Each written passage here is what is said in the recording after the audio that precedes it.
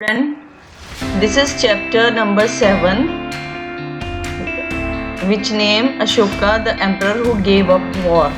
अशोका एक great king था जिसने वॉर छोड़ दी थी किसी एक इंसिडेंट के बाद। वो मैं आपको स्टोरी के बीच में बताऊंगी। नेक्स्ट इसकी इंट्रोडक्शन है। The lions that we see on our notes and coins have a long history. हमारे जो नोट्स पे लॉयंस बने होते हैं, जो कोइन पे बने होते हैं लॉयंस, इसकी भी हिस्ट्री अशोका से जुड़ी हुई है। They were carved in stone and placed on top a massive stone pillar. Sarnath में एक पिलर है, ये उस पे कार्व्ड हुए पड़े हैं। ये 4 लायंस हैं वहाँ पे बने हुए। Ashoka was one of the greatest ruler. History का ये सबसे ग्रेटेस्ट रूलर में से माना जाता है इसको। और before we find out what was written in these inscriptions में क्या लिखा है, तो सबसे पहले हम ये देखेंगे कि why his kingdom was called an empire. इतना एम्पायर क्यों बोला जाता था उसके किंगडम को। The empire that Ashoka ruled was founded by his grandfather. Grandfather उसके थे चंद्रगुप्त मौर्य। उसके जो फादर थे उसका नाम था बिंदुसार।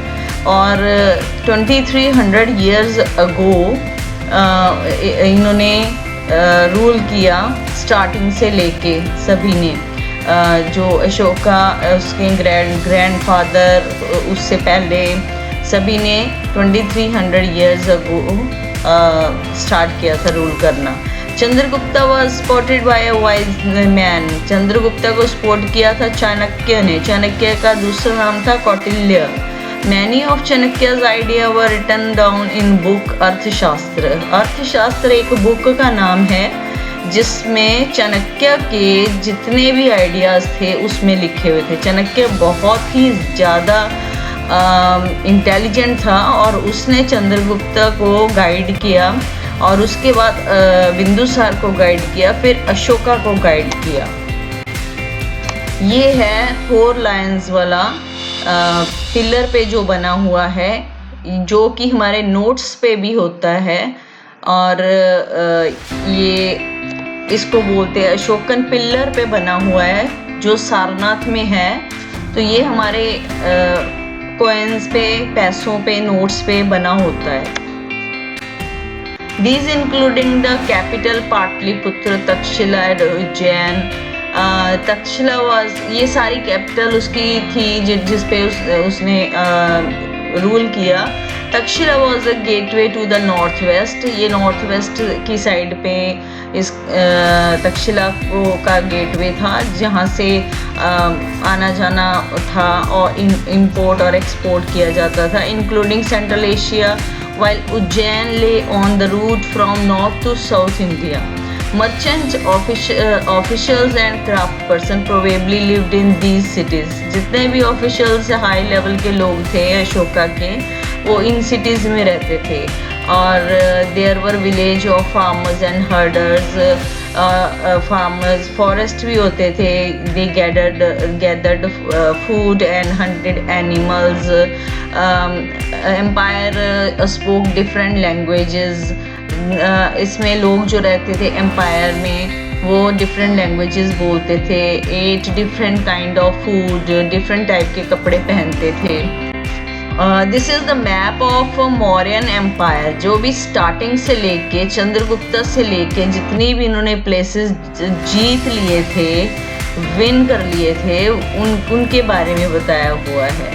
और ये प्लेस है चंद्रगुप्ता ने जीते, बिंदुसार ने और अशोका ने। स्पेशली कलिंगा जो है वो अशोका की एक टर्निंग पॉइंट का पार्ट है। कलिंगा, ध्यान से देखो मैप में कलिंगा कहाँ पे है। तो कलिंगा की जो वॉर थी, जैसे कि नेम है Ashoka who gave up war, जिसने वॉर छोड़ दी। किस वजह से छोड़ी थी? वो कलिंगा ही रीज़न था। जो कलिंगा में वॉर हुई थी वो रीज़न था। वो मैं आपको अभी आगे स्टोरी में बताऊंगी। How are empires different from kingdoms? Empires, kingdom एक छोटी होती है, एम्पायर बहुत बड़ा होता है। पूरी कंट्री पे और कंट्री के बाहर के एरियाज पे अशोका का रूल था। Emperors need more resources than kings because empires are larger than kingdoms. तो जो एम्पायर होते हैं किंगडम से बड़े होते हैं, इनको बिग आर्मी की ज़रूरत होती है, बिग रिसोर्सेज की ज़रूरत होती है, ऑफिशियल्स की को टैक्स ज़्यादा कलेक्ट करना पड़ता है क्योंकि आर्मी उतनी रखनी पड़ती है, और डिफरेंट पार्ट्स वर रूल्ड डिफरेंटली। पाटली यहाँ पे जो एरिया है पाटलिपुत्र, इसकी कैपिटल थी अशोका की। ये सारा डायरेक्ट कंट्रोल ऑफ एम्पर, राजा का सारा जो भी डायरेक्ट कंट्रोल था वो पाटलिपुत्र पर था क्योंकि ये कैपिटल थी अशोका की। This meant that officials were appointed to collect taxes from farmers herders. Taxes collect किए जाते थे लोगों से। ऑफिशियल्स ऑल्सो पनिश्ड, अगर वो कहना नहीं मानते थे, डिसओबे करते थे रूलर्स के ऑर्डर्स को, तो उनको पनिशमेंट भी दी जाती थी और ऑफिशियल्स को अच्छी सैलरीज भी दी जाती।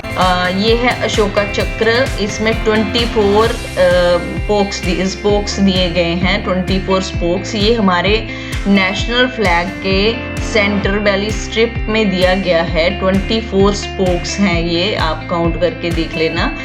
तो ये इसको बोलते हैं अशोका चक्र। और ये है किंग अशोका की पिक्चर में।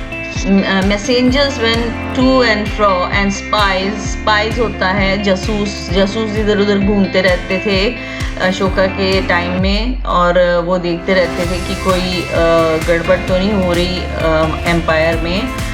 और सुपरवाइज्ड एम्परर जो था वो सुपरवाइज करता रहता था। देयर वर अदर एरियाज, बहुत सारे एरियाज थे जिनको सीनियर मिनिस्टर्स देखते थे। Each of these was ruled from a provincial capital such as Takshashila और उज्जैन। और ये तक्षशिला और उज्जैन भी कैपिटल्स थी, लेकिन ये स्मॉल कैपिटल्स थी उसकी, और इस पर भी रूल किया जाता था by emperor. Besides there were vast areas between these centres. Mauryas tried to control roads, इन्होंने रोड्स पे, मौर्यस ने रोड्स पे, रिवर्स पे कंट्रोल किया हुआ था अपने एरियाज़ में, और वहाँ पे रहने वाले लोगों से टैक्स कलेक्ट करते थे, विच वर इम्पॉर्टेंट फॉर ट्रांसपोर्ट। रोड्स जो थी वो ट्रांसपोर्ट के लिए बहुत इम्पॉर्टेंट थी। Arthashastra tell us that the north west was important for blankets and south India for its gold and precious stones. तो जो अर्थशास्त्र से पता चलता है कि नॉर्थ वेस्ट में ब्लैंकेट्स बहुत फेमस थे, वो सेल किए जाते थे, और साउथ इंडिया में गोल्ड और प्रेशियस स्टोन्स बहुत ज़्यादा इम्पॉर्टेंट थे जो सेल एंड परचेज किए जाते थे। ये है कलिंगा वॉर का सीन, जो कलिंगा में वॉर हुई थी उसका सीन है। इसमें बहुत ज़्यादा मैसेकर हुआ था, ब्लड शेड हुआ था, बहुत ज़्यादा लोग मारे गए थे। तो अशोका ने क्या किया कि एक रात को आके, नाइट को, क्योंकि वो जीत गया था कलिंगा की वॉर, तो नाइट को आके उसने देखा उस वॉर प्लेस को, तो बहुत सारी लेडीज़, बहुत सारे बच्चे रो रहे थे अपने पिता की डेथ पे या अपने हस्बैंड की डेथ पे रो रही थी। तो इतना ब्लड शेड उससे देखा नहीं गया और उसको बहुत दुख हुआ। तो उसके बाद उसने वॉर को गिव अप कर दिया कि आगे से मैंने कभी वॉर नहीं लड़नी, क्योंकि उसको बहुत ज़्यादा दुख हुआ कलिंगा वॉर के बाद। फिर उसके बाद there were also the forest regions, people living in these were, लोग बहुत ज़्यादा एलिफेंट्स, टिम्बर, हनी, वैक्स ये मौर्यन एम्पायर को देते थे। अशोका एक यूनिक रूलर था जो कि बहुत सोचता था, ध्यान से काम करता था और लोगों की फीलिंग्स को समझता था। He was the first ruler who tried to take his message to the people through inscriptions. Inscriptions मतलब जब उसको ये समझ आया कि कलिंगा वॉर के बाद कि मैंने अब वॉर नहीं लड़नी, तो उसने इंस्क्रिप्शंस लिखनी शुरू की, जैसे कि वॉल्स पर, दीवारों पर, रास्तों में बड़े बड़े पत्थरों पर लिखा, रूल लिख दिए, अच्छी अच्छी बातें लिखी, लोगों के लिए मैसेज लिखे, तो उसको बोला गया इंस्क्रिप्शंस। मोस्ट ऑफ अशोका's इंस्क्रिप्शन वो किस लैंग्वेज में लिखी गई? प्राकृत लैंग्वेज में लिखी गई और ब्रह्मी लैंग्वेज में लिखी गई। कलिंगा जो थी वो कलिंगा पुराना नाम है उड़ीसा का, और जो उड़ीसा है उसका पुराना नाम है Kalinga. Ashoka fought a war to conquer Kalinga, Kalinga को जीतने की कोशिश की, लेकिन बहुत हॉरिफाइड वॉर थी ये, ब्लड शेड हुआ था। तो उसने फिर जब ये वॉर देखा, वो जीत तो गया, लेकिन जब उसने नाइट सीन देखा आके तो उससे ब्लड शेड देखा नहीं गया और उसने वॉर को फिर उसने क्या किया, उसके बाद बौद्ध धर्म को अडॉप्ट कर लिया, बौद्ध धर्म को, बुद्ध धर्म को अपना लिया, और उनके जो टीचिंग्स थी, टीचिंग्स को इंस्क्रिप्शन की फॉर्म में लिखा जाने लगा। हर एक दीवार पे, हर एक टेम्पल की दीवार पे, हर एक रास्तों में, पिलर्स पे, तो पिलर्स तभी बनाए गए ना, पिलर्स जैसे कि आयरन पिलर सारनाथ में बनाया गया एक पिलर जिस पे 4 लायंस हैं, तो वो पिलर बनाया गया। तो इन सभी पे इंस्क्रिप्शंस लिखी गई जिसमें बौद्ध धर्म की टीचिंग्स थी कि लोगों के लिए मैसेज था कि लोगों को अच्छे काम करने चाहिए। व्हाट वाज अशोकास धामा? अब धामा मतलब होता है धर्म। अब अशोका ने अपना एक धर्म स्टार्ट किया कि वर्शिप ऑफ गॉड और परफॉर्मेंस ऑफ अ सैक्रिफाइस, कि बहुत अच्छे काम करने चाहिए, हवन करना चाहिए, ट्राइज टू बच्चों को टीच करना चाहिए, अच्छी बातें टीच करनी चाहिए। और ये महात्मा बुद्ध की टीचिंग को अडॉप्ट किया उन्होंने। There were a number of problems that troubled him, बहुत सारी प्रॉब्लम्स भी आई उनको। People in the empire followed different, क्योंकि लोग जो थे वो डिफरेंट रिलीजन को फॉलो करते थे, वो बुद्ध धर्म को नहीं फॉलो करना चाहते थे, तो इसलिए उनको प्रॉब्लम भी आई। एनिमल्स वर सेक्रीफाइस्ड, एनिमल्स को सेक्रीफाइस किया जाने लगा, उनकी बलि दी जाने लगी।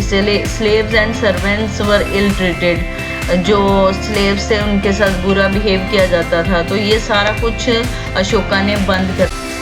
ये सांची स्तूपा है, सांची स्तूपा अशोका ने बनाया। इसमें बहुत ज़्यादा महात्मा बुद्ध की इंस्क्रिप्शंस लिखी गई हैं। इसके 4 डोर हैं, ईस्ट, वेस्ट, नॉर्थ, साउथ, इसके 4 डोर हैं। और ये बहुत मैसेज देने वाला एक बिल्डिंग बनाई गई कि जो गॉड है वो हर तरफ है और हर एक जो पीपल हैं वो सारे इक्वल हैं।